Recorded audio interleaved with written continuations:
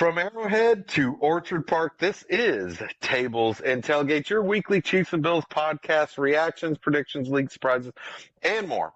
All served with the energy of a tailgate. Grab a drink, fire up the grill, and let's talk football. Before we get in it, welcome back, Tables and Tailgates fans. This is episode 13, and we are down a human today, not feeling too good. Oh, Big Jim is just not feeling today, so we're going to handle it the way we need to make sure that we make him proud. But before we get started, I just want to give a shout out to all of our new subscribers and all the followers, and of course the OGs that have been riding with us from the start. You could be anywhere in the world right now, but you're here with us, and we appreciate you for that. The best way to support the show, hit the follow button, smash that like button, subscribe, share it with your crew, and ring the bell so you never miss when we drop new content. New episodes drop every Wednesday, wherever you get your podcast from. Guys, Buffalo loses a close one in Houston that looked like it should have been further than it was, and the Chiefs squeak by in OT at home against the Colts, turning around and looking like a Super Bowl team they should be in the latter half of that game. Yeah. Maybe not. All that and more maybe on this episode of Tables and Tailgates. Let's jump into it, dude. Not a good victory Monday for the Bills. No, it's not a victory Monday for the Bills. I think it's a defeat Monday. I'm not sure. Plus, we got to start off with something. We got to tell the truth. Listen, Jimmy really couldn't be here because he was sent by Dumbledore to go fetch Harry Potter. Okay? So, I don't know if you knew this. He's Hagrid, and he's off to go get Harry Potter. Listen, I wasn't going to tell the truth. This, I told him, though. I did. Yeah. I told Jimmy anytime he misses, it's just we're gonna tell crazy stories about why he's really missing, and it'll just be up to the audience to decide what's real and what isn't. This game, none of us had this game going this way. You had the game 30-17 Bills. I had the game 34-21 Texans. Big Jim had the game 28-7, and I think at least for me, Davis Mills at quarterback, you wouldn't expect the Texans to put up a lot of points. Yeah, the offense is, or the defense is good, but the offense, how scary is Davis Mills really? And it turns out he does enough to get the job done. So, yeah, he's been good on the side. What happened here? And he did just enough. He barely completed over 50% completions and had 153 yards, but he still threw for 2 touchdowns and didn't turn the ball over, whereas Josh Allen had 2 uncharacteristic turnovers. Yeah, let's start with, I guess, since that's a good segue to discuss. So just real fast on David Mills going 16 of 30 for 153 yards and 2 touchdowns. That was all in the first half. And I'll kind of get to it when we start doing the trending down and what that kind of looked like, in the future. But Buffalo's defense, boys, we can't do this second half show up like you're a Super Bowl caliber defense. You can't do it. Not against a mediocre offense. Right? And Josh and them have to step up, but we'll get into all that. I have enough notes to spend a couple hours in here if we needed to, but we won't. But I will say this. Yeah, I'm sure. I was right about one thing. I did say the Bills lose on last week's podcast. Said the Bills will lose if Josh gets pressured all day, sacks start to stack up, and turnovers. Because Texans are 6th in the NFL on turnover differential at a +7. And they are the lead, one of the number one team in the NFL when it comes to quarterback pressures, getting to the quarterback. Those defensive ends are nasty. I think they have 26 sacks now combined. Just their 2 outside edge rushers this year. I think it's like 26 or 27. It's ridiculous. So, I called it.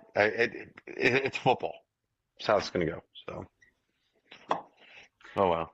That's why we play the game. We just don't know. We can make all the predictions and assumptions we want, but you don't know until you see them line up on the field and on the gridiron.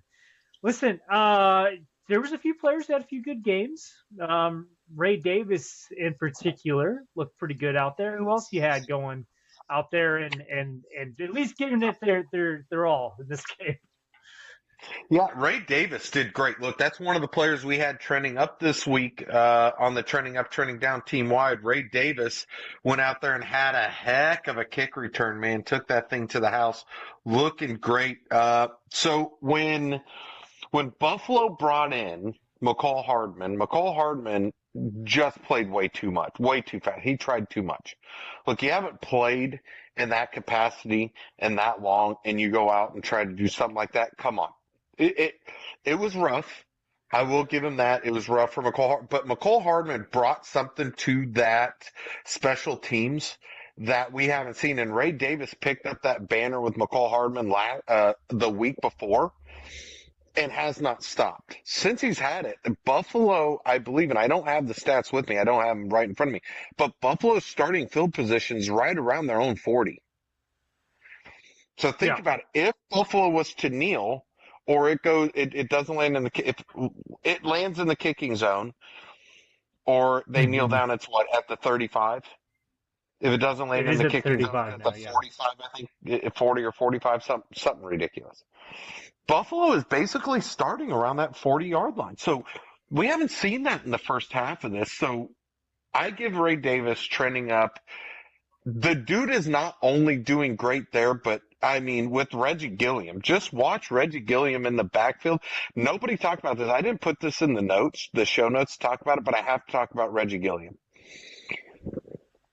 The running offense, yes, James Cook is phenomenal. I think he's one of the best running backs in the league and will continue to be. I think he's going to be one of the best in the league for a little while, like from here going on, right?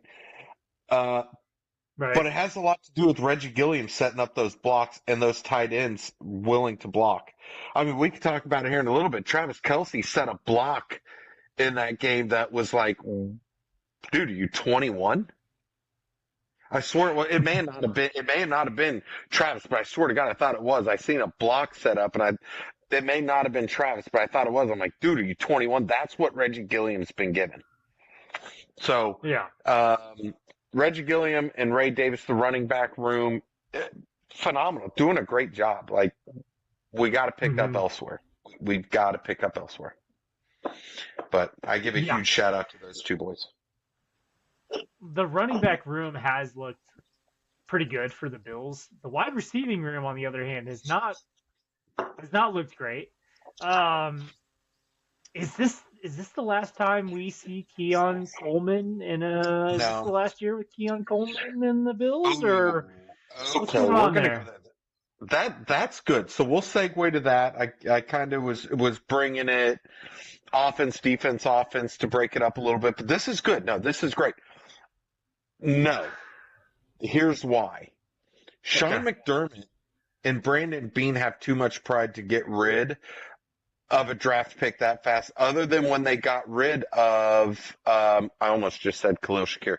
Jesus Christ, they didn't get, Jesus, what's his name? Cornerback. He just got dropped again by another team, by Dallas. I think Dallas just dropped him. God, Bills Mafia, don't terminate me for this, I promise. I'll look it up. I had the notes for it, but we went and played golf with my brother for his birthday just a little bit ago. So, no, I seriously don't think it is. And Sean McDermott did say in his post game and some of his post game pressers with the media, they asked, this is the second straight week that Keon Coleman has been out, or a healthy scratch. How has he been looking? Yeah. And Sean McDermott said, I love what I'm seeing out of Keon Coleman. He, just from the time that we had the conversation, I love what I'm getting to see. So we need to see more of that. And again, that was kind of one of my final thoughts. But with Keon Coleman being a healthy scratch 2 weeks in a row, hopefully he's done some soul searching why he has been out and realized that they only give you so many chances. I mean, if you look at Unk and them talking about it on their podcast, and OBJ, I think it's OBJ that's on there. That does it It's Shannon Sharp, and it's no, it's oh my gosh, it's Ocho not Cinco. Ocho Cinco. That's why I always get it with Yeah. OBJ. Ocho Cinco said, Keon, you can't afford this. They're going to go off of you, and the other teams don't care how good you think you are because you're not. So, but McDermott said he loves what he's been seeing with Coleman since the benching. Guys, I get it. A lot of Bills Mafia has been having this conversation, having this big issue with, well, yeah, but did you see him on the sidelines all doing these dances and this and that? Like that. Look, you can't, do not take 1 10-second clip out of a man's 2 weeks of being a healthy scratch and say he's not improving. That's like me saying you show up for work in the first 2 minutes of work, you're not doing anything but sitting outside smoking a cigarette. Or, you know what I mean? But you just worked a 12-hour shift.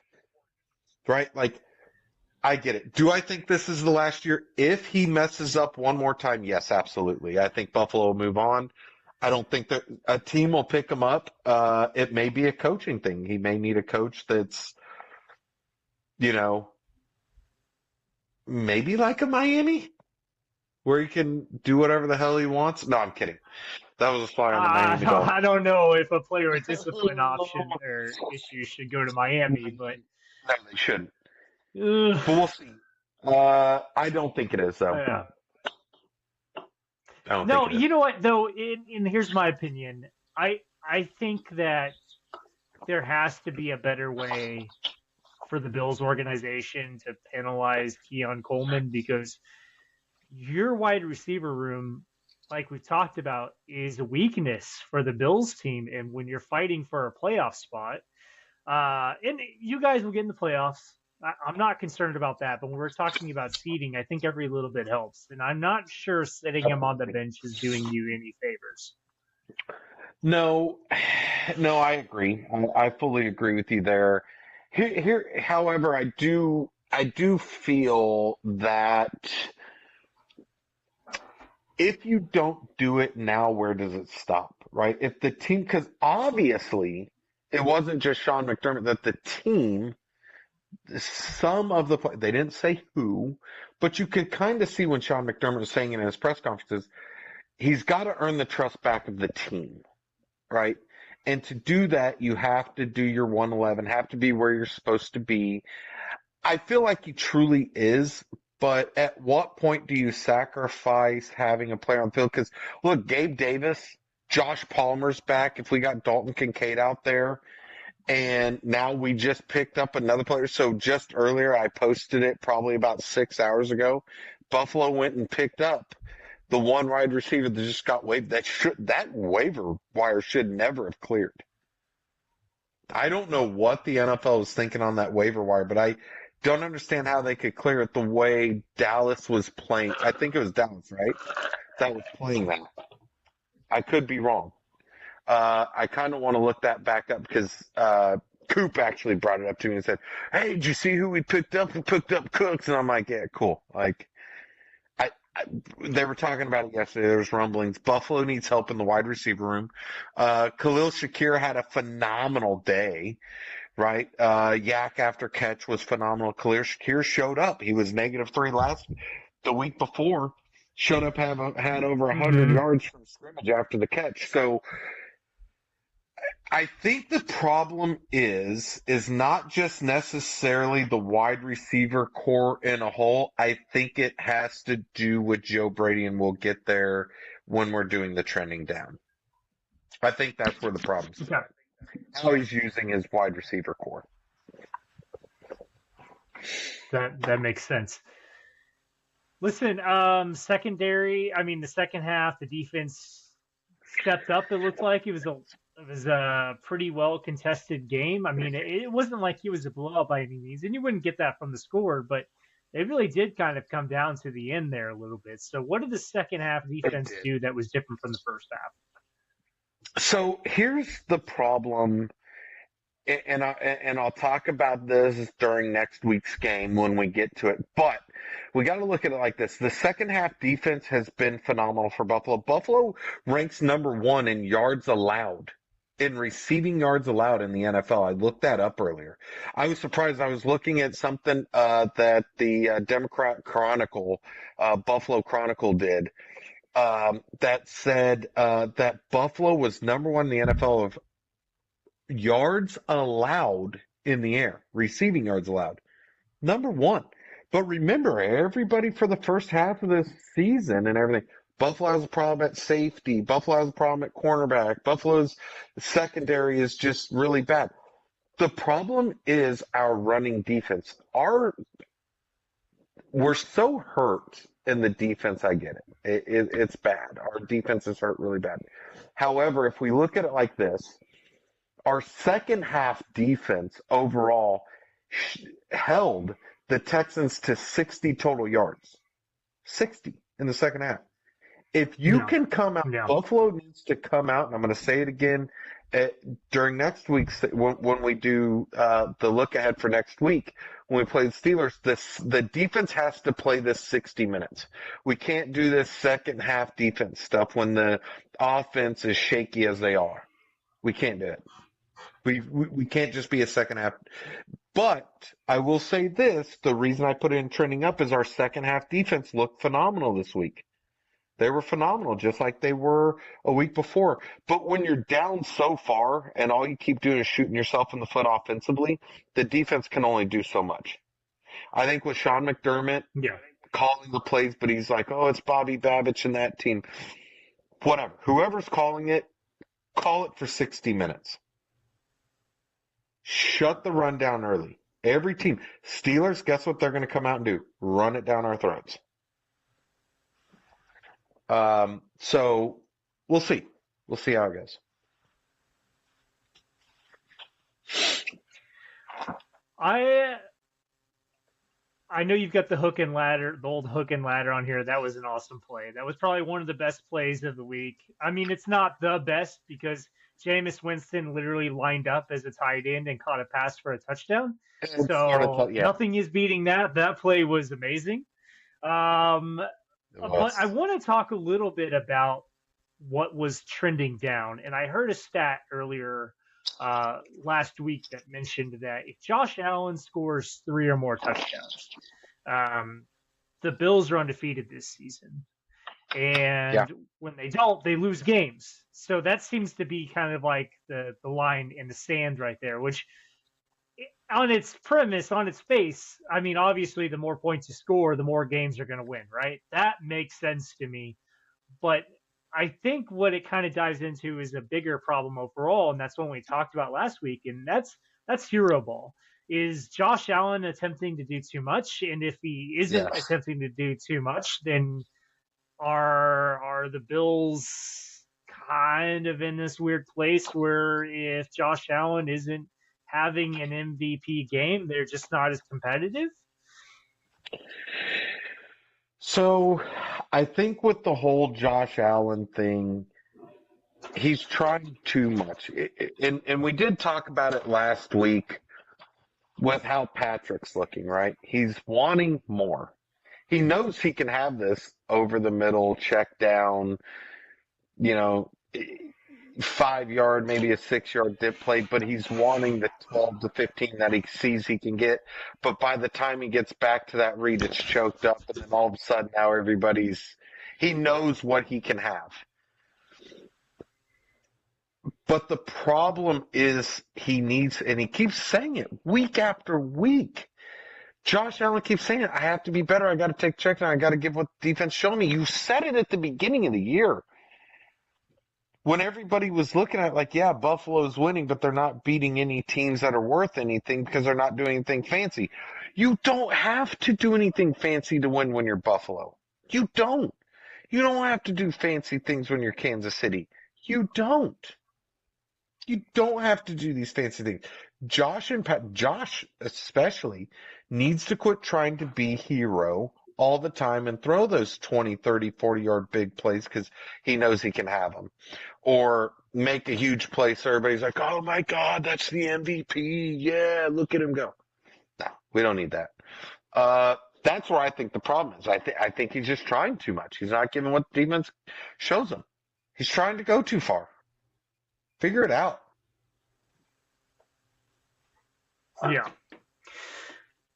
And is that, you wanted to talk a little bit about Joe Brady and the offensive scheme. So is the offensive coordinator not helping Josh out enough? Or is the No, not at playbook all. not deep enough? Is the schemes, I mean, is it they're relying too much on him, or are they relying too much on Yak? What's the problem here with the offensive play calling out of Buffalo? Man, all of those are great. What you said. I think Josh I think Joe Brady maybe is seeing a little bit more yak because of Khalil Shakir and who he has. But here's my problem with Joe Brady and the offensive staff. I think they're utilizing this wide receiver core very wrong. You throw this exact same wide receiver core with Patrick Mahomes and Andy Reid, they're phenomenal. Lights out. You look, and I say it like this because you can give Kansas City the credit because everybody kept saying, well, they don't have Rasheed Rice. Well, they don't have this and they don't have that. You have all your pieces and you're still playing like shit. I think there's something mentally with Josh and Patrick for like 3/4 of the games where they just don't know what to do. But in Joe Brady's problem, I kept saying, I'm tired of these bubble screens, but they end up working. The thing is, I think the schemes need to be a little better. I think they get off to a slow start because they'll get behind the sticks or they get one good play. And he's trying to stick too much to a script and not change what the defense is showing. Look, Buffalo this year, if I could give a 10-year-old, I've said this in the past podcasts, I'd give a 10-year-old to look at the screen and say, what do you think they're going to do, run or pass? They'll get it 9 out of 10 times. Buffalo, over 50% of the time, is going to run on first down. Over 50% of the time. It's statistical this year that over 50% of the time they run. Teams know it. Well, guess what? When you run and you only get a half yard, guess what Buffalo's going to do on the second play? Throw it. Or they're going to go back to the exact same run. But they're not going to try to disguise it because they're going to go into a play action. And when they do, all they're going to do is send the whole entire thing down, crumble it down inside, especially when you got two great pass rushers that Texas has. I mean, they sacked 8 times. Josh was sacked 8 times. The whole offensive line didn't do enough. But Joe Brady keeps saying, well, I need to be better. I need to put my guys in better position. I think it's Joe and Josh. Something's not meshing together with them. I don't know if it's Josh not trusting his wide receivers or I don't know. I think it has part to do with scheme. Everybody's always like, oh, fire Joe Brady, fire Sean McDermott, fire Bobby Babbage, fire them all. Who are we going to pick up, guys? Josh don't have a lot of years left.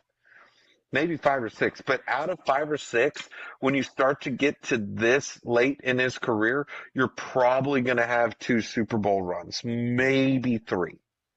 It's how Kansas City's going to be with Patrick Mahomes. But guess what Kansas City's going to do that Buffalo's not? They're going to fix the offensive line to protect Patrick a little better. Not saying Josh isn't protected great. Not saying that that our offensive line's terrible. Joe Brady has to do better of scheming things up to keep a defense. You have to have more exotic looks. Don't be so, like I could sit here during the Steelers and go live and show you about half the time of what Buffalo's going to go. I'm going to be like, this is a run, this is a pass, this is a pass, this is a run. You know it. You know exactly what it's going to be, but that's my problem with Joe Brady. They're getting better. Look, guys, we just played one of the best defenses. Yeah, cool, they were 5-5. You have to realize that the Texans, the Texans are one of the best, have one of the best defenses in the NFL. And we talked about it with the stats last week. So we could go back and look at that. But that's where I think Joe Brady needs to be. And we got to figure out now, not later. Yeah. Yeah. So tell me, where did it all go wrong? And was there one particular play? Was there multiple? Yeah. Look, I like that. That's a good way to segue. We don't have to go into the third down offense being terrible, not making it, red zone offense going down 2-3 times, not being able to score. Where it all went wrong for Buffalo, the defense was there.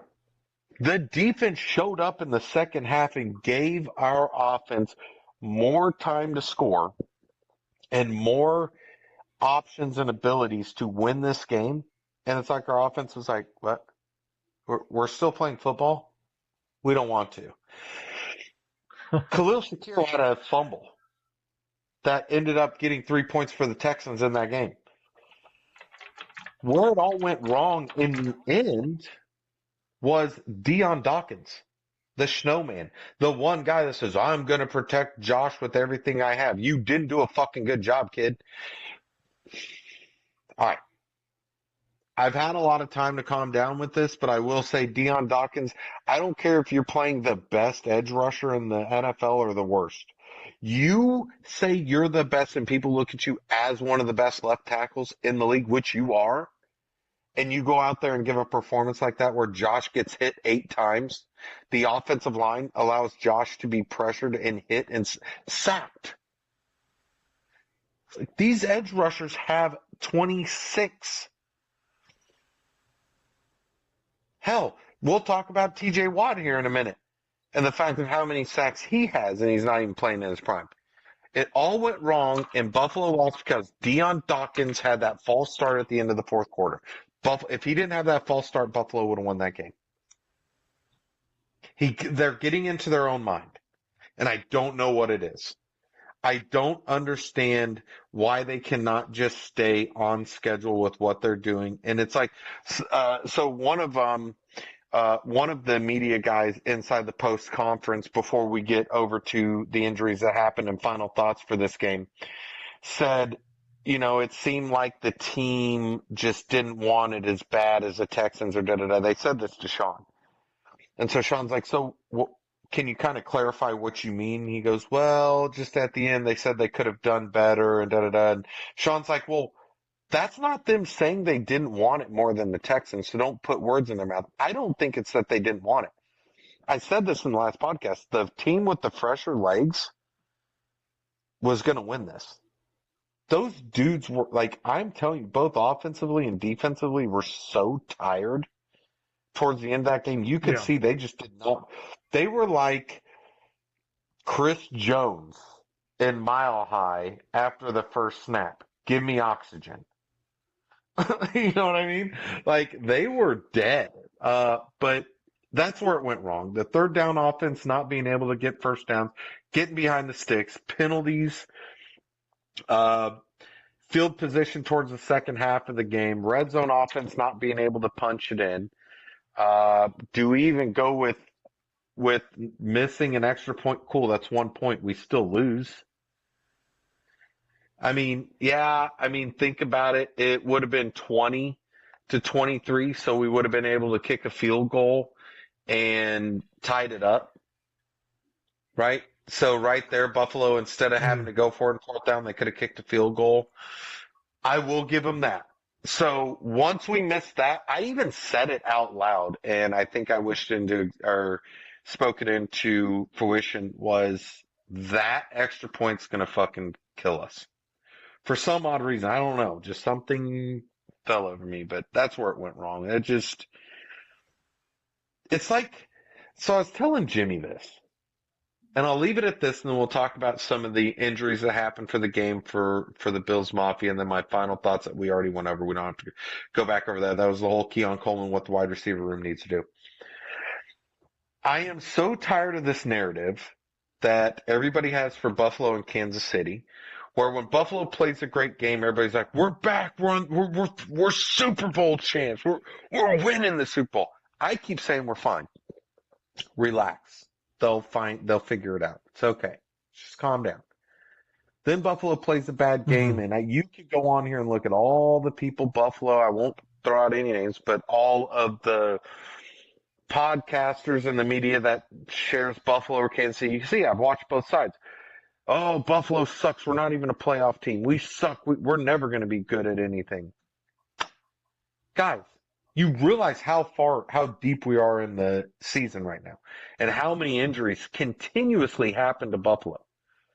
You do realize, like, there is a stat you can look at. I don't know exactly, but out of like the 38 defensive players of the 52 starting, I think, no, it's not that far. I think it's 20. I can't remember exactly how many. Buffalo's down to 19 starting defensive players, like players that can play on the defensive side. It's not looking good. A lot of injuries happen. Again, I don't know the exact numbers, but then it's like Kansas City. Kansas City has a bad game, and everybody says, Kansas City's done. Forget it. They're out of here. You realize the two best quarterbacks in the NFL to ever play this game play for the Kansas City Chiefs and the Buffalo Bills. We could argue it all day long. The two best, as long as they are under center, they're going to figure it out, and the coaches they have will figure it out. The game's changing.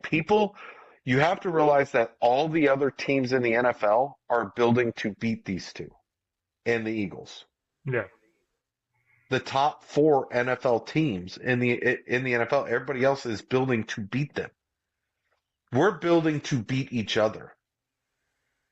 Now all these other teams, the Patriots and everybody else. So yeah, I'm done with the narrative. Like, Buffalo's going to make the playoffs. Kansas City's going to be scary. The reason I say it, if you put Kansas City in the playoffs, everybody better be scared because Kansas City does not fail. It's like they have a second gear. I don't know. But let me hit the injuries. It's true. Let's get to the injuries real quick for Buffalo. So a lot of injuries happen. Terrell Bernard with an elbow was able to. He may be week to week. We're not sure. I got to figure out with Sean McDermott. I didn't get to see it today. I was real busy with work. Maxwell Harrison had a concussion. He's in concussion protocol. Probably won't clear for this week, guys, against the Steelers. Again, it's a longer week. It's almost about 10 days before we play another game, so I'm sure he can. But him being a rookie, watch them probably hold him out this year. Josh Allen had a shoulder, a little sore. He even said it, but he's fine. Josh is going to be fine.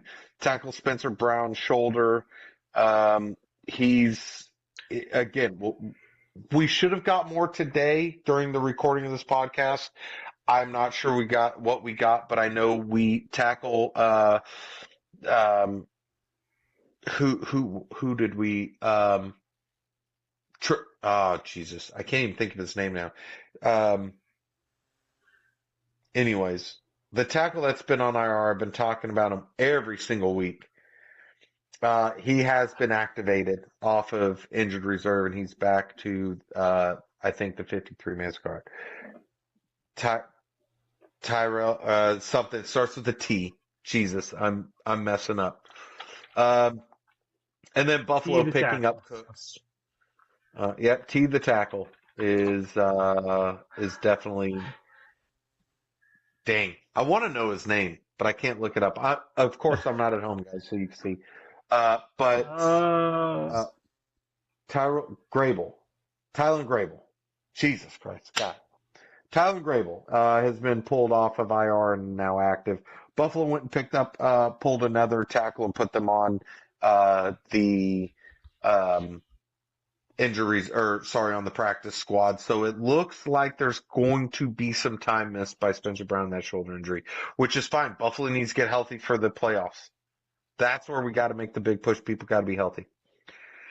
But yeah, that's it. We don't need to go through final thoughts. We already talked about it with Keon Coleman being a healthy scratch and what we need to see Buffalo dude there. But let's talk about a game that the first 3 quarters of this game was just golly, man. Like, I was watching it and I was like, man, like, Yeah, at what point? I mean, the Colts looked to have run away with this, didn't they? they did. In the in This the is a first three game the quarters. Chiefs had. Yeah, this is a game that the Chiefs had to have. This is a playoff game. If they lose this game, they're all but mathematically eliminated. Um, and it really came down to who wanted it more. When I think about this game, I think about it was really a tale of coaching. And by that, Hmm. I mean on the first pass Mahomes has, they've gone to the RPO that has not worked.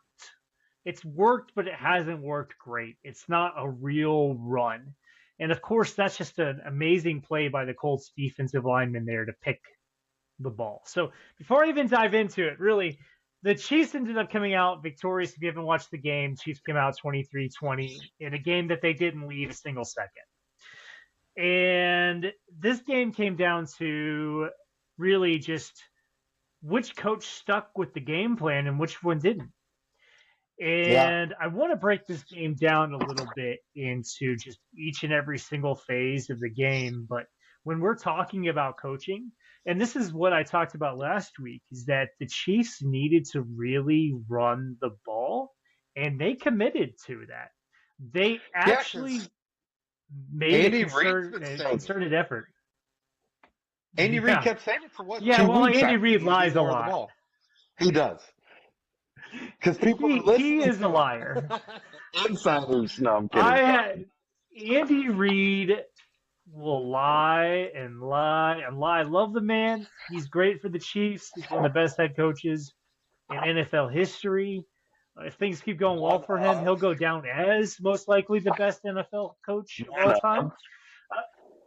Yeah, Ask, yeah. I answer know this Bill then. Belichick.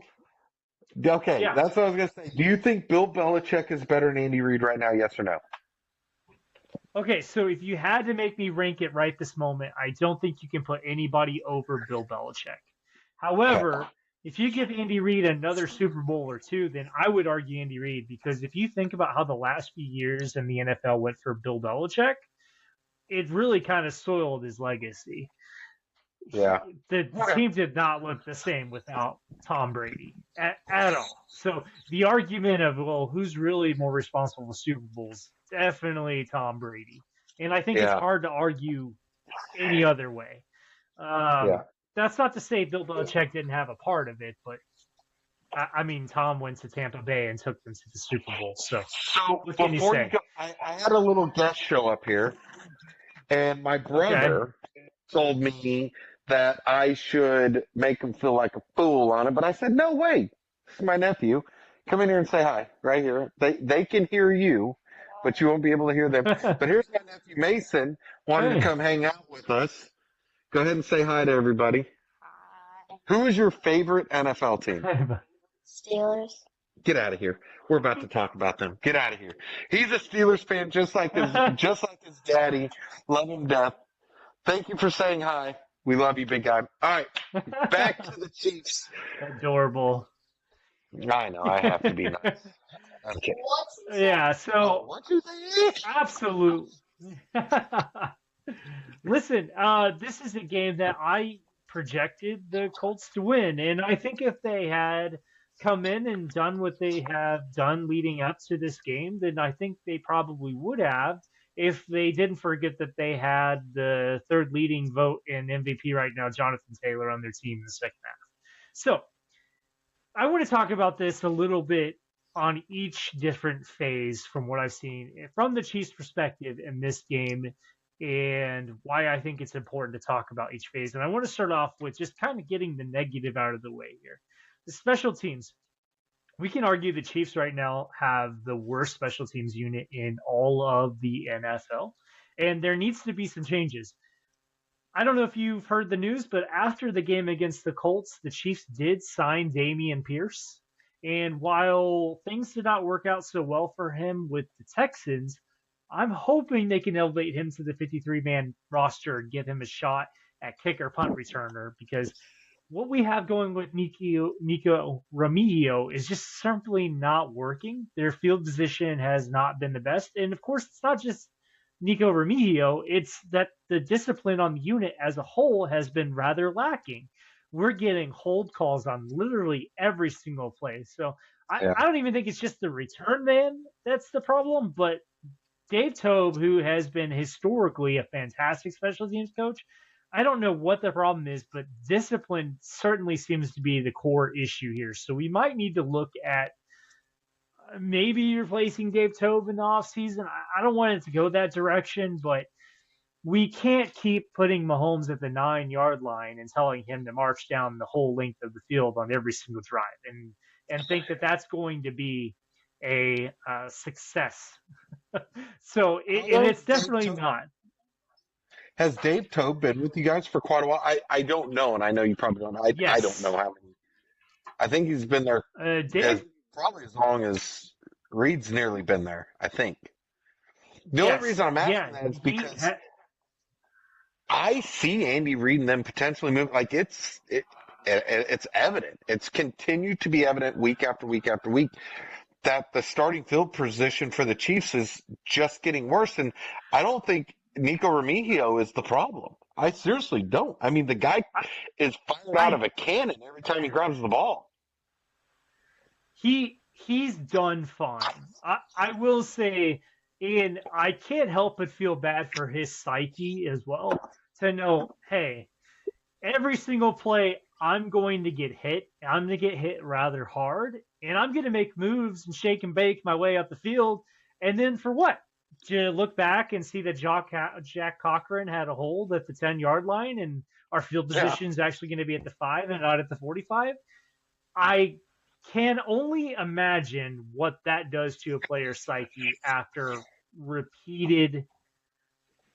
just every game, multiple times a game. So Dave Tobe, to answer your question, has been with the Chiefs for 13 years now. So he has been a coach for the NFL for quite a long time.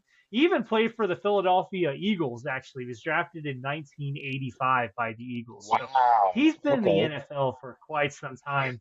And he was a special teams coach for the Bears when they had Devin Hester. That's his claim to fame. Okay. So I didn't know, with him playing with the Eagles, I didn't know if this was an Andy Reid come over, kind of like how Andy Reid let go of Sean McDermott and said, you're going to be better off leaving here, and what you find is going to be better. And we've seen that Sean McDermott is a really good coordinator, offensive coach, head coach, but more defensive than offensive. So, man, that's going to be crazy to see if Dave Tobe kind of holds the line after this season. I don't see it. It's hard to get rid of that older blood. Yeah, there's just been too many mental mistakes, and it's not just him. It's just all around on special teams. We have Harrison Butker not hitting the ball into the landing zone. Sorry.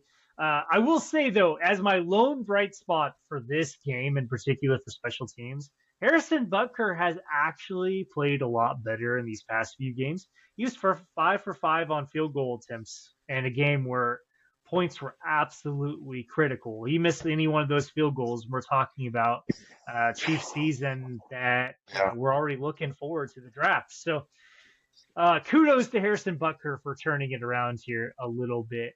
Now, to shift over to the offense a little bit, it was pretty obvious after that interception by Mahomes that something needed to change. And I think Andy Reid finally had that came to Jesus moment where he's like, hey, we really do need to start calling designed runs, because it's obvious that when Mahomes has the ball in his hands, he's going to want to throw the ball. And I can't blame him. Nobody else in Kansas City can blame him. He's had a great record for throwing the ball, but we need to eliminate some of those mistakes. And how do you do that? And how do you keep the defense honest? You keep the defense honest and eliminate those mistakes by running the ball. Kareem Hunt, who's 30 years old, got 30 carries this game, and we ran him. By the end of the game, the man looked absolutely gassed. And the run game worked. It worked. It kept the defense honest. And for a time, Kareem Hunt was picking up yards until, unfortunately, oh my gosh, I'm blanking on his name right now. Our offensive guard went down with the injury. Oh, give me a second. I'll think of it. Trey Smith. There it is. Yes, Trey Smith went down with a high and low ankle sprain, which, little spoiler alert, he's not going to be available for this game against the Cowboys. Can you show that shirt? Okay. Can you show that shirt real quick to the whole entire audience?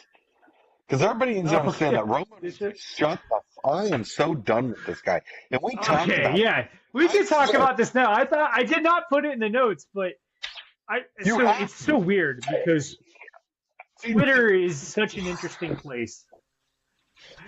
Because all I see are a lot of fans that are not Chiefs fans saying that Tony Romo is a dick rider for Kansas City, and I don't agree. I think overall he's just been all over the place with his commentating. He's saying things that, quite frankly, don't make a lot of sense. He's telling Mahomes to throw contested passes in situations that don't even make sense.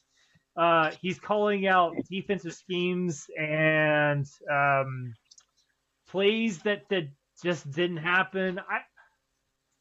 Listen, I think the first couple years for Tony Romo were great, and then something changed. There are way better commentators out there than Tony Romo, and frankly, I'm sick of hearing him.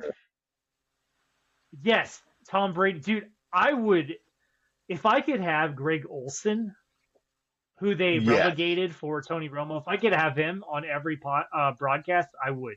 He's phenomenal. He really does break down everything that you see on both sides of the ball. But Chiefs fans, I've got bad news for you. For the fourth week in a row, we get Tony Romo again for this Thanksgiving game coming up against the Cowboys. So I apologize. That's not going to be a fun listen. And then Tony Romo is going to be at the Bills-Steelers is what I heard. 2 games this week. So here's my problem with Tony Romo, and I heard it. So when Trey Smith got hurt, Tony Romo kept saying, he's like, see, I'm telling you, Kansas City's got to run. They got to be more committed to the run, da-da-da. Then Trey Smith gets hurt. One run goes bad. Not even bad. I'm talking 2 yards. And the problem was that I almost Trey ended Smith up saying there. Well, Trey Smith wasn't there, but he slipped. Right? He came out of the backfield. It looked like he kind of slipped getting into the corner. 1 yard, and he goes, with Trey Smith being out, Kansas City's got to be more focused on the pass. They're not going to be able to run. They need to quit running. This is where you're going to see if Andy Reid can kind of switch the team up. They got to do this. And then they pass one. And he goes, see, I've been saying it all game. You got to pass outside the numbers, not inside the numbers. You're always going to beat them. And then they run and break a good run. Trey Smith is going to get a first down. And Romo's like, see, I'm telling you, they got to stick with the run because if the pass is, I'm like, Romo, are you just playing? Here's Romo. Yeah. I told you they need to run. I'm telling you, they need to, Captain Hindsight. That's what he's been doing the whole time. Yeah. I don't know what it is. Obviously, we'll never get him as a guest, but that's fine. I'm good with it. I don't care. Look, I don't need a 15-minute autobiography of a play. I don't need both sides of it, all the time, what you're seeing, why you're seeing. I just want to listen to the play-by-play. I don't need a break. Not everybody that's listening to you is an NFL. We don't know schemes like you do. We weren't in the NFL. We weren't one of the best to play for Dallas, kid. Cool. We're not that. And Tom Brady, the one person you thought would come in and be that guy, is not. He just comes in, and it's almost like they have to force Tom Brady to say things like that. And Brady's like, why? People aren't going to know what I'm talking about. But he still does it. Sorry, I got you off on a little tangent. Talk about. No, you're good.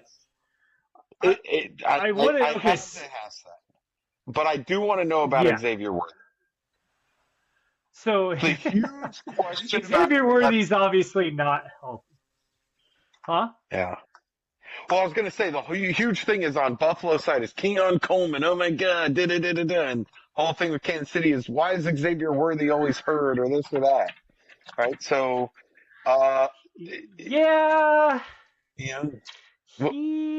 he's interesting. Xavier Worthy is really weird to me because I want to give him the benefit of doubt. Obviously, he had the shoulder injury on that freak play where he ran into Travis Kelce. And he also has not been a full participant in practices because of an ankle injury. So he really is the Humpty Dumpty. And if you watch the game, you'll see him on the sideline. And they're literally coming together like all the King's horses and all the King's men to try to put Xavier Worthy back together again. And it happens, it seems like, every single time the defense is out there on the field. It's absolutely wild to me.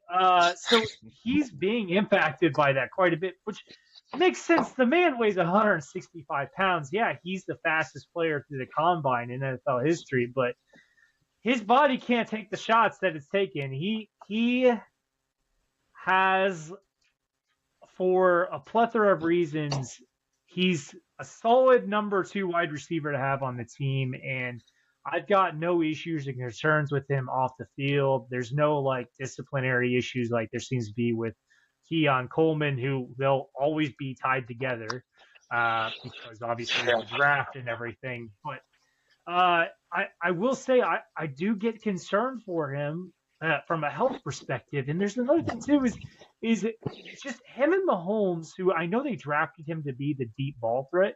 They just can't seem to get on the same page with the deep ball. So I wanted to bring him up a little bit. He didn't have a bad game. He had 4 receptions on 8 targets for 59 yards. So not his best. We'll probably see him still in that range of getting about 6 to 8 targets per game. I also think part of it too is that he was the number 1 wide receiver at the start of the season. Well, I mean, I hate to say it, but Rashee Rice is just a better player. So he's been relegated to the 2nd spot, and that's got to be tough for players. Some players can make a career out of that, i.e. like T. Higgins, for instance, has obviously played really well as the number 2, but we'll see what that does with Xavier Worthy's psyche going forward. I just hope that the man can stay healthy for the remainder of the season, and if we do make it into the playoffs, but we got to find a way to scheme him open and make sure he doesn't take those hits. So the wide receiving core in general is just playing through injuries. I know Rashee Rice is a little bit hurt. And then you've got Patrick Mahomes, who I didn't even talk about, which we can get into a little bit. He's hurt as well with, it sounds like, maybe a slight groin issue. But Rashee Rice, and I wanted to talk a little bit about this. He's obviously our number 1 wide receiver, and he had a really quiet first half. And I was starting to get a little bit concerned, but he really picked things up in the second half. He was really getting open. We saw a little bit more separation. I don't know if that was a scheme thing or if that was just him beating his man, because we've seen teams go to the man so much against this Chiefs offense. But he had 8 receptions on 12 targets for 141 yards. So he had a fantastic game. Overall, outside of the Chiefs' interception on the second play of the game, Patrick Mahomes did exactly what was asked from him. He didn't have any touchdowns, but that's fine. He still was 29 for 46, 352 yards. He made the plays when they had to be made. And really, that's the most you can ask for. I will say the team has a couple of issues on the offensive side. One, we're starting off really slow. Did not score any points in the first quarter of this game. It's not very often they're getting a touchdown in the first quarter at all. I think maybe the last time they had 6 points in the first quarter was maybe against the Lions outside of the Raiders game. I won't talk about that because I'm not sure the Raiders are an actual NFL team. The Chiefs are starting off slow, and their their red zone offense continues to be a problem as well. This game could have gotten out of hand for the Colts, but the Chiefs are just not able to convert when they're in the red zone situation. And I'm not sure why, because you've got Mahomes, you've got a red zone threat in Travis Kelce, and you've got Andy Reid scheming things up. And for whatever reason, it's just not clicking. And I'm at a loss for why. Outside of that, I'll touch on this real quick. I didn't put it in the notes, but Jawan Taylor, I don't know if it was a face mask penalty or not that stopped the direct snap to Travis Kelce being a touchdown. I can't say for certain. I something about New York can review it, but chose not to. His hand was there. I don't know. I'm tired of talking about Jawan Taylor. Okay. I'll talk about it. No, that wasn't a fucking face. He grabbed this. A face mask is from here up, not the back of his fucking helmet to the side, people. I've always been taught, like, when I played football, you know, if you get your fingers in the mask, I mean, if you graze it, like, I know that can be called, but typically they'll give you the benefit of the doubt. You're looking for, like, head movement one way or the other, and that just, none of that was there. He had here. Granted, yes, he had here and it pulled here, but his finger, to me, face mask is getting the fingers in the mask itself. I think it was when they brought that, I thought it was touchdown. I told the wife because she was in the other room. I said, the Chiefs just scored. And I went and got a beer. I did something and I came back and I said, they took it back for a face. Jawan Taylor. And she goes, go figure. And then I see, I'm like, there's no face mask, people. But we have to understand, I've said this time and time again, the game is going fast. Like, even those big ass tackles move quicker than most of us humans will. Yeah. And you got to think they're at a level playing field. We're not. We're getting to see it at a different and very slow. That's why the Eagles keep getting away with the tush push, people. That's fractions of a second. Fractions. Yeah, it is. And I think we've seen from the NFL that they will err on the side of caution, particularly when it comes to safety. And I know a lot of people are fussing about the roughing the passer calls. At least for me, I've always been taught if you land on the quarterback and you don't try to attempt to brace yourself, that's going to be called, and that's going to be called regardless of who the quarterback is. Yeah. So I know Colts fans are upset about that. That's always been the rule. That was before Mahomes.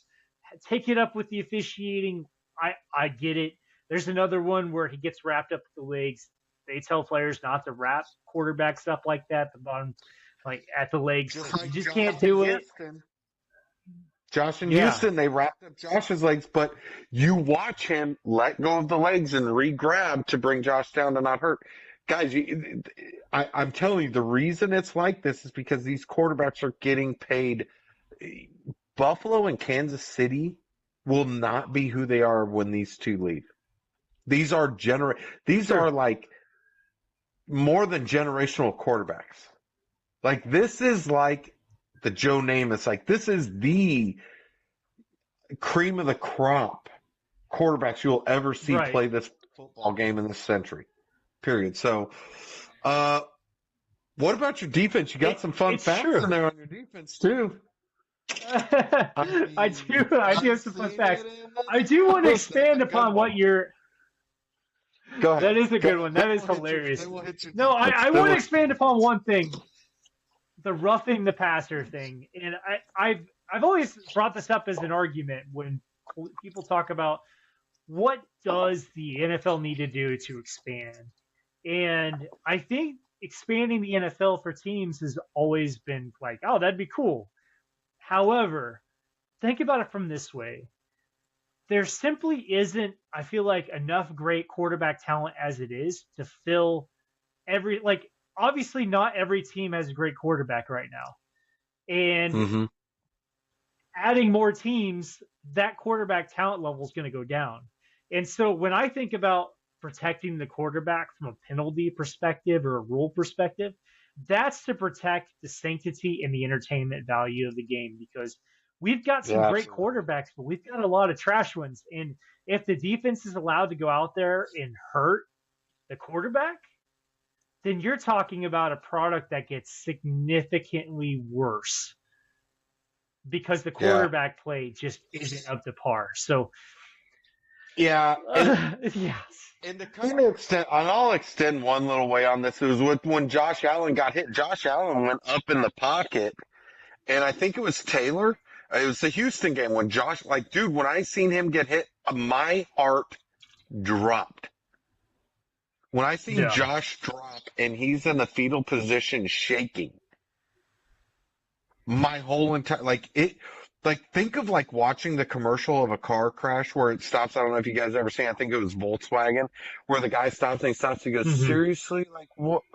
But I had my kid and he goes, sorry, dude, I didn't know. And they get back in the car and they, like, that's what happened. But you have to, I agree.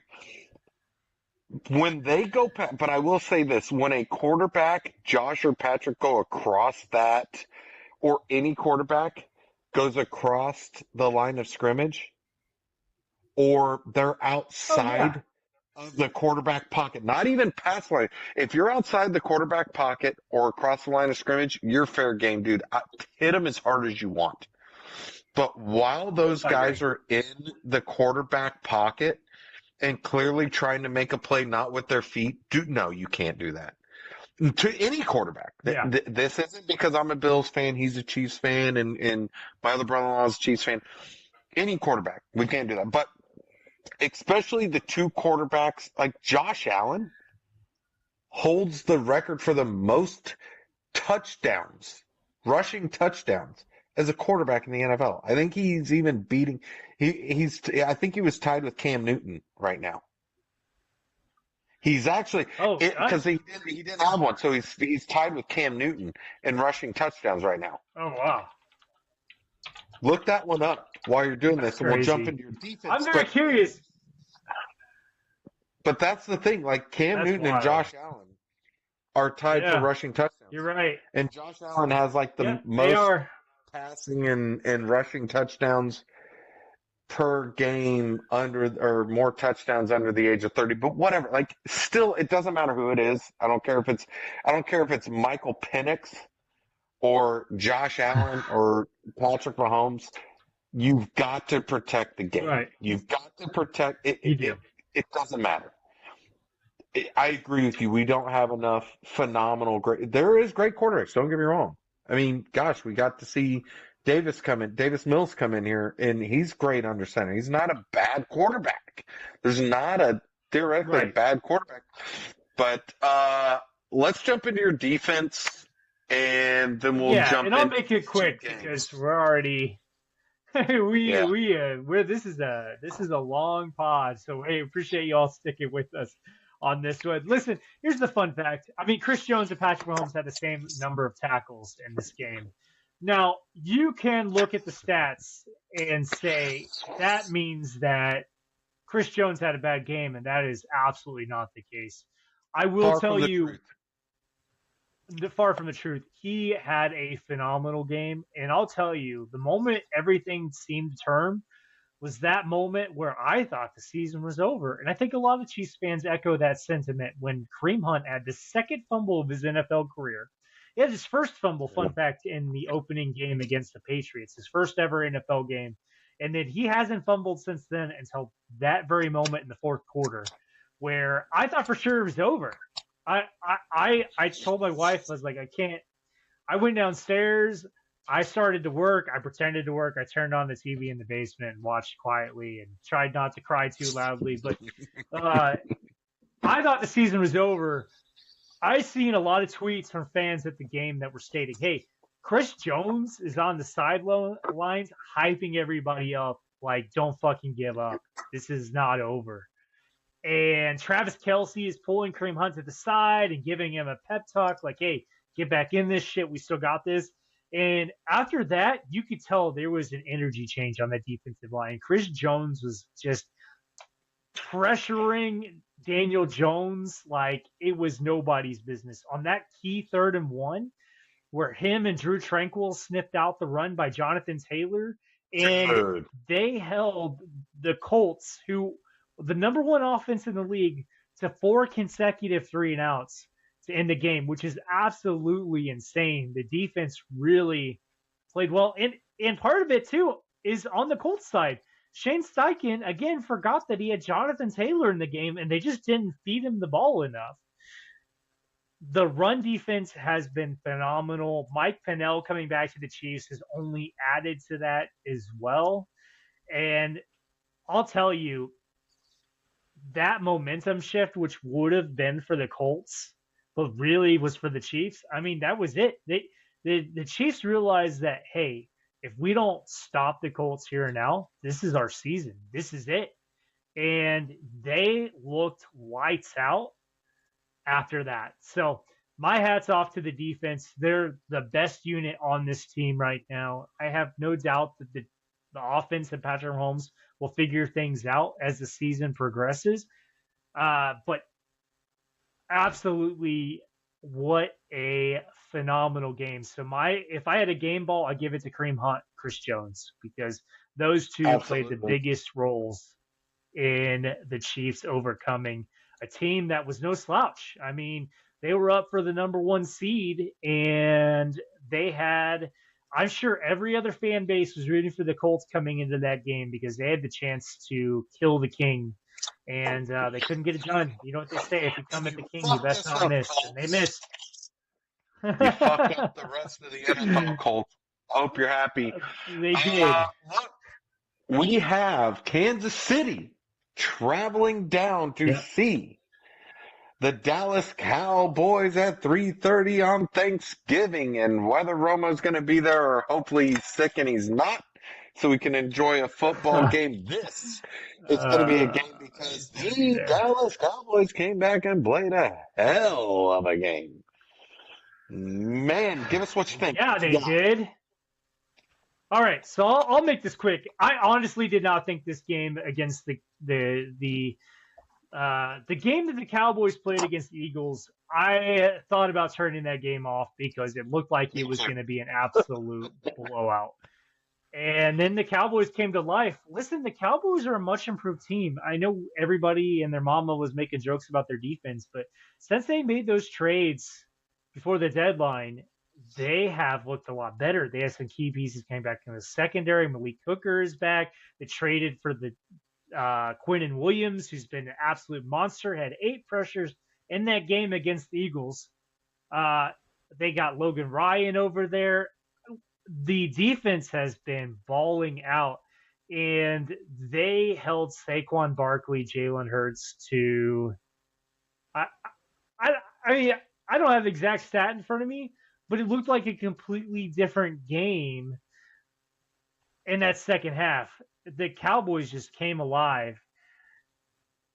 It is going to be a tough matchup for the Chiefs. I took a look. I think the Chiefs are favored right now by 3.5 points.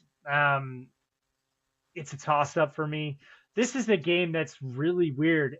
And my hats off to the schedule makers. I don't think they could have predicted that these teams would come into the same spot fighting for their playoff lives. Now, I will say that the Chiefs do need this win maybe a little bit more than the Cowboys do.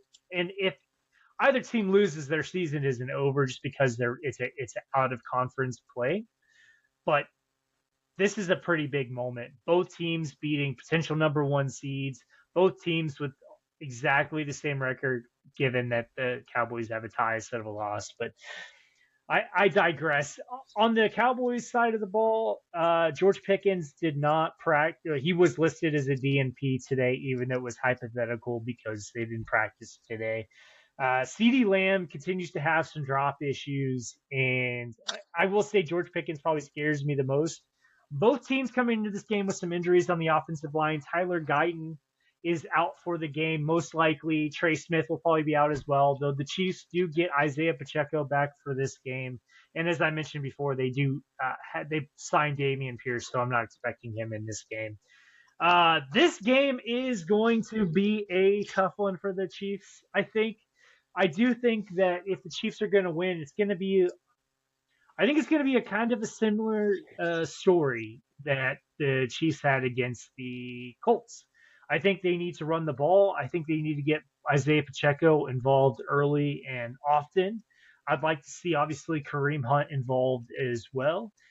With Trey Smith being out on the O-line, I fully expect that Quinnen Williams will be matched up against his replacement there, and I'm forgetting his name right now. I can't think of. Oh my gosh, I had his name earlier. He's a fine fit. Is a offensive guard, um, but Oh, obviously he's not the starter for a reason. I can't think of his name right now.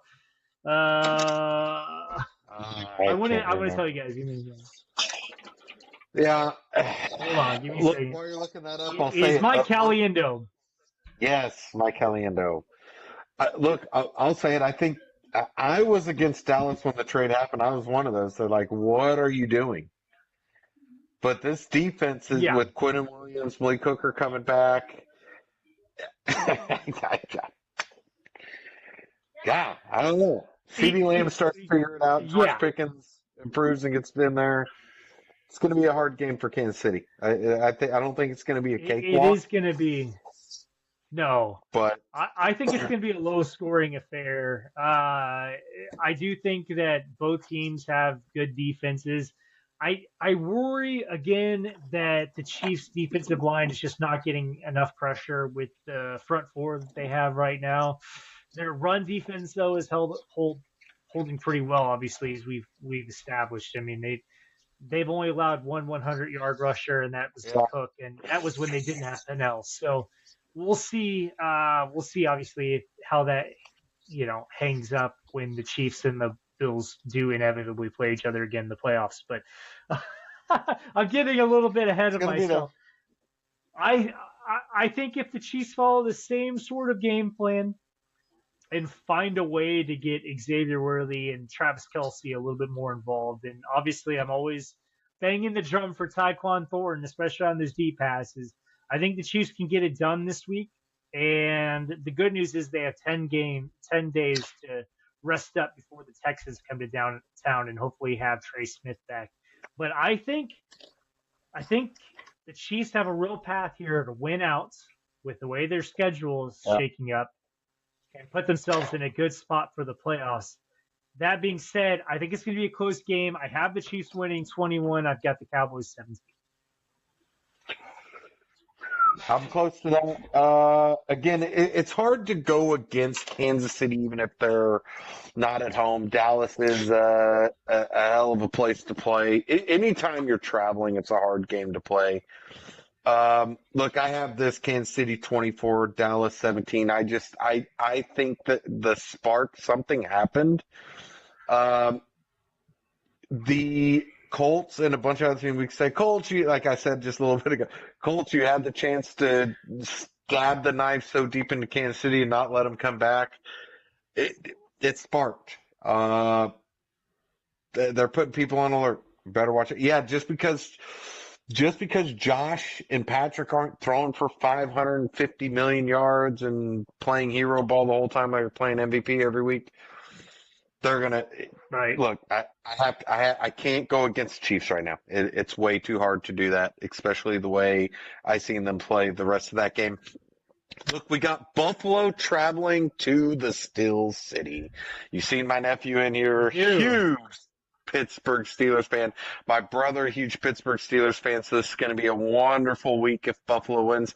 Not so wonderful if we lose.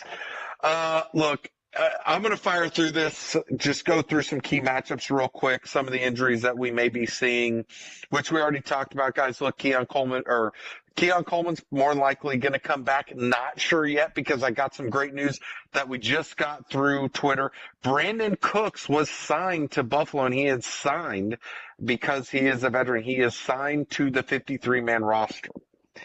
Does not mean he's going to play. Just so you know. However, Brandon Cooks was signed to the 53-man roster.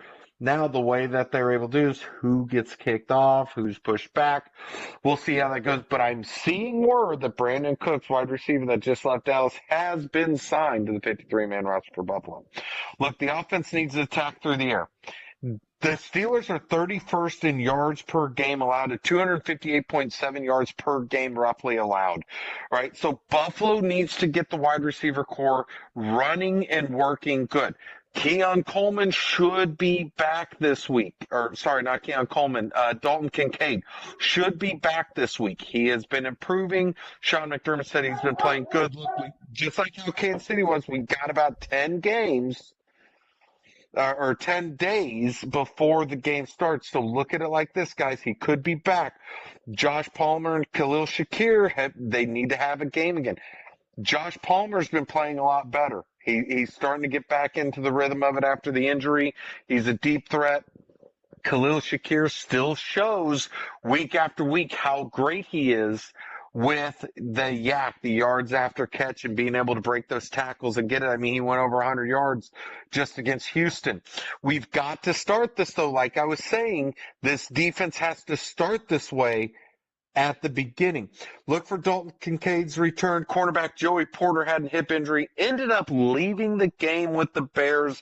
He could miss. That's huge for Buffalo and the wide receiver core going forward. The run defense needs to step up, guys. I keep saying this. The run defense needs to stop Jaylen Warren and Kenneth Gainwell and not allow them to have a day. I'm telling you, the Steelers are going to go after it. But Coach Mike Tomlin today did say Aaron Rodgers will start and play for the Steelers this Sunday against Buffalo. It's a Sunday kickoff, 3:25 Central Time. This was flexed a little bit. But we will be Bills Steelers 3:25. Watch for Rodgers to be back. Watch for him to get the run. Buffalo needs to stop it. Buffalo is going to win this game if they can keep Josh clean.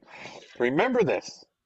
We have to have a decent pass game, but TJ Watt is not having the 2019-2020 season he's having. However, TJ Watt has more sacks on his own than both of our edge rushers, Gregor Rousseau and TJ Watt. Jesus Christ, now I think TJ Watt's on us, and he's not. The brother. Sorry. You wish. So, JJ. Yeah, I wish he was J.J. Watt. So,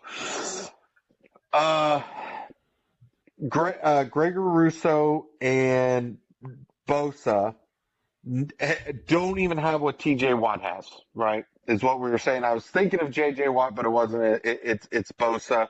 But they're playing great. They need to get to the quarterback. They need to get Aaron Rodgers hit a couple times, get that hand affected. It's going to be wrapped up a little bit. I know it is. But if we can keep Josh Allen clean, don't get ourselves behind the sticks with penalties, play all 60 minutes. Our defense needs to come out of the gate playing like they've been playing the second half of every game, and we're going to do all right. Buffalo's going to lose again. If he gets pressured all day, then TJ Watt's able to get in there and have a day that he wants to have, which could likely happen.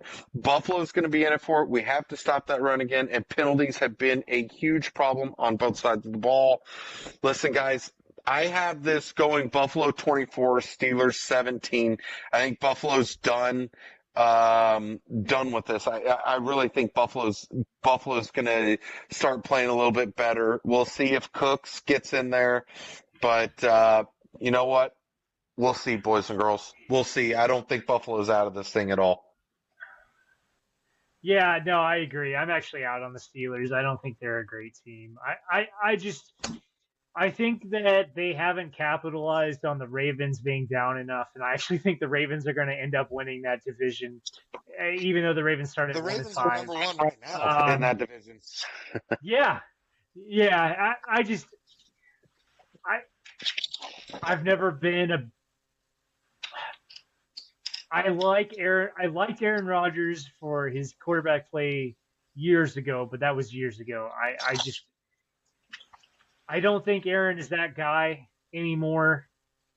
I haven't watched enough Steelers games to be honest, but it's really, unless TJ Watt has the game of his life, I think that's what the Steelers would need. I'm just out. I think the Bills put up. I think they'll win 24-10. I'm just out on the Steelers. Shoo, okay. Hey, we haven't been right, people, but you know what? Gosh dog it, it's 1 week we can have right. Let us have this week right, and I pray to God that we both get a victory Monday. I love when we both get victory Mondays, so keep looking out for this. Guys, huge shout out to all of our subscribers and followers.